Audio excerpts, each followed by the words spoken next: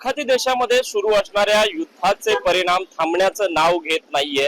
कारण आपण जर बघितलं तर सोलापूरमध्ये मागच्या 15 ते 20 दिवसापासून ऑटो एलपीजी गॅसेस हे बंद होते आणि काल रात्रीपासून ऑटो एलपीजी गॅस हे सुरू झाले आहेत. मी सध्या उभा आहे सोलापूर मधील जुळे सोलापूर परिसरातील गो गॅस या ऑटो एलपीजी गॅस पंपासमोर आणि आपण पाहू शकताय की काल रात्री साधारणतः 1 तासासाठी हा जो ऑटो एलपीजी गॅस पंप आहे तो सुरू करण्यात आलेला होता आणि त्यामुळं आता सुद्धा आपण पाहू शकताय की पहाटेपासून या ठिकाणी ऑटो रिक्षा चालक जे आहेत ते रांगा लावून उभं असल्याचं एकूणच चित्र आपल्याला पाहायला मिळतंय.